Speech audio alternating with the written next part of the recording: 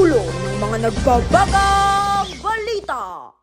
93% ng Pinoy nararanasan ng hagupit ng climate change sa nakalipas na 3 taon, ayon sa SWS. Basura, may ambag sa climate change at nananatiling unsolved problems sa Pilipinas. Ito ang AP Patrol News. Unang-una, Siguradong lehitimo, handog na balita sa mga Pilipino. Magandang hapon, Luzon, Visayas at Mindanao! Simulan natin ang balitaan sa responde ng mga Pinoy sa nararanasang climate change. Nag-uulat, Roxanne Ramos. Roxanne? Ayon sa pinakauling pag-aaral ng Social Weather Station o SWS, mahigit 9 sa 10 Pilipino ang personal na nakakaranas ng negatibong epekto ng pabago-bagong panahon dulot ng pag-init ng temperatura ng mundo. Sa nakalipas na 3 taon, ang lahat ng ito nangyayari kasabay ng pagtaas ng greenhouse gas emission. Sa kanilang sample population, lumabas na nasa 93% ng mga Pinoy na nasa wastong gulang ang nakakaranas ng epekto ng climate change.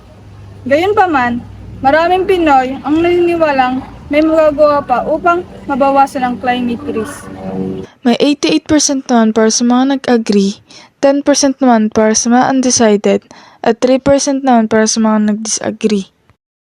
Lumabas din sa pag-aaral na sa 3 sa 4 na Pinoy ang naniniwalang may mga gawa ang sangkatauhan upang mapigilan o mapabagal ang climate change kung susubukan talaga.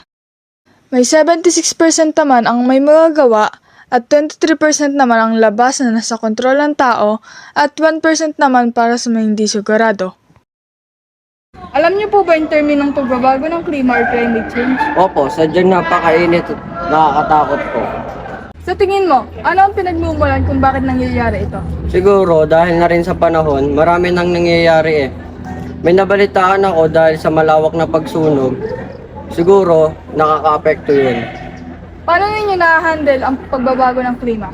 Ang ginagawa po namin ay gumagamit na lang po kami ng electric fan at aircon. Bago ang pag-aaral, nasa 18% ng respondents ang nakakaalam na nasa climate change habang 19% naman sa kanilang nalalaman lang ito noong panahon ng interview.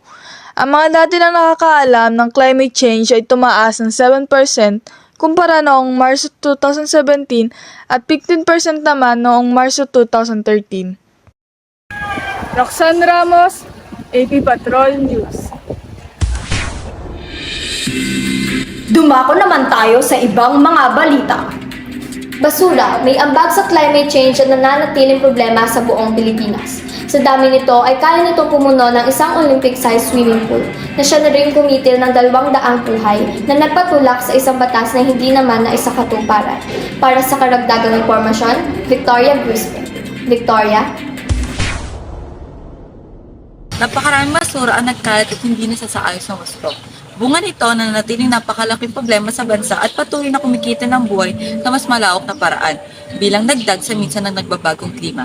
May mga parte kasi ang basura na nadidecompose pag nasa disposal area na. So, nagtatransform siya. It's either becomes a liquid or becomes gas. So, yun, nagkakaroon ng kalimitan, mga methane gas. Yang gas na yan na nagsanhi ng sunog sa bundok ng basura sa Payatas. Gas na nagproduce din sa kahit anong tambak na basura na kapag nasunog ay lilikha ng usok at iba pang greenhouse gases. So, yun, ang pumupunta sa atmosphere. Yan nagko-contribute ng greenhouse gases na nagko-cause ng aning global warming. Kaya ipinasara na rin lahat ng open dam site sa bansa sa pamamagitan ng pagpasa at pagpapatupad ng Ecological Waste Management Act of 2000. Engineer Sanitary Landfill na ginagamit sa pagtatambak ng basura. Isa na rito ino-operate ang Meto Clark Waste Management Corporation sa Capas Tarlac.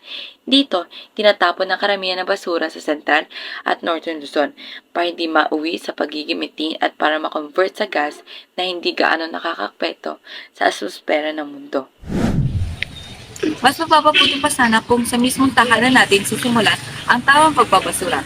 Kinakailangan natin paghiwa-hiwalayin o isegregate ang mga ito, ngunit karamihan ay nagtatingang kawali pa rin at pasaway. Ating basura ay pangasiwan at bawasan kung ayaw nating buhay at kinabukasan ng susunod na henerasyon ang kabayaran. Victoria Gruspe, Nagbabalita, AP Patrol News. Bago matapos ang ating balitaan, ang sanggunian ng AP Patrol ay nag-imbita ng isang expert upang bigyan tayo ng posibleng solusyon para sa nagaganap na climate change. Narito ang Pag-asa CAD, climatologist Miss Cassidy Oliver upang tulungan tayo dyan. So, first of all, I just want to say thank you to the AP Patrol News Station for inviting me to talk here today. To talk nga about our topic, which is climate change. Excuse me. So, talagang mainit na ang topic na climate change sa panahon ngayon. And this phenomena can be natural and man-made at the same time. So, what are the possible solutions nga po ba for this phenomenon? Oh, so to answer your question, even the small ways can do nga eh. Like, we can start in our homes by properly segregating our waste.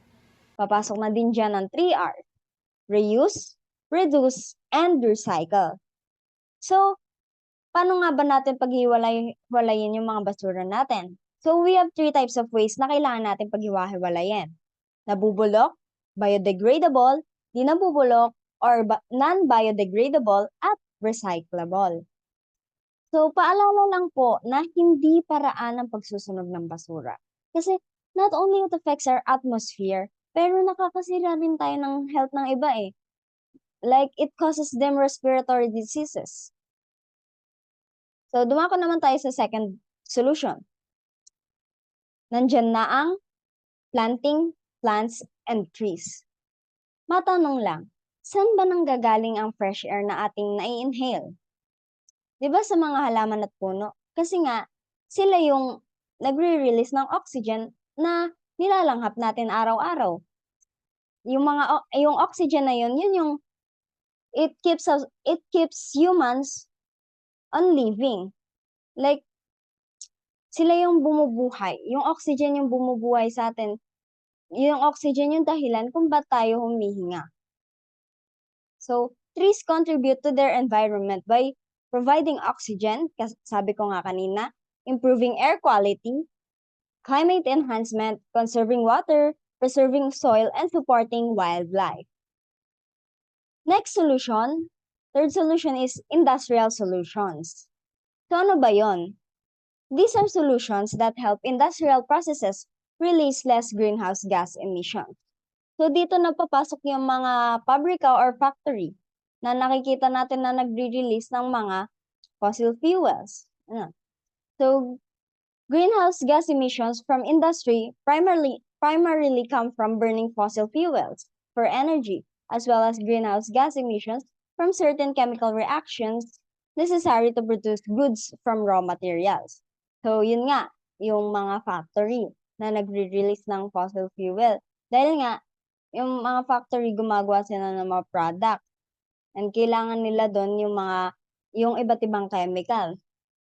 There are many ways to reduce greenhouse gas emissions from the industrial sector. Nandiyan na nga yung energy efficiency, fuel switching, combined heat and power, use of renewable energy, and the more efficient use and recycling of materials. Papasok na din dyan yung conserving or conservation. Hindi dapat tayo nag-aaksaya ng energy, ng water, lahat dapat sinisave natin or ginagamit lang natin sa tama at sapat. So, ilan lamang po yan sa mga maaari nating solutions na pwede nating gawin when it comes to climate change. Pero the one best way para matugunan to is by making choices as individuals. We have a responsibility to consider the implications of our choices and to make sure that these choices are actually helping to reduce the burdens of climate change, not merely shifting them somewhere else. So, yan lamang po ang masasabi ko for today. Maraming salamat po ulit sa pag-invite sa akin. Maraming salamat po. At sana may natutunan kayo and i-apply nyo yung mga solutions na to to lessen the effects of climate change sa atin. Kasi tayo lang din naman yung naapektuhan. So thank you for inviting me, AP Patrol News Station. Thank you. Thank you sa lahat. Thank you sa ating invited climatologist sa pagbibigay ng kanyang kaalaman patungkol sa climate change. Grabe ng dulot sa atin ng climate change, no? Oo, talagang mararamdaman mo ang epekto nito sa ating pang-araw-araw na buhay. Yung climate change na yan, ano nga ba tawag doon? Global warming ba yun? Ah yes, yung climate change is may effect din siyang global warming na talagang sa panahon ngayon mararamdaman ng intense na init. At dahil nga dito, ang daming nahihimatay. Kaya kayo mga kapatrol, huwag ninyo kakalimutang uminom ng malamig na tubig. At syempre, kumain na din ng malalamig na pagkain tulad ng ice cream. At huwag ninyo kakalimutan maging hydrated as always. Ayan nga po ang mga balitang nakalap namin sa oras na ito. Ako si Sean Abaha. Ako si Farida Baranya. Maraming salamat sa inyong pagsubaybay. AP Patrol News!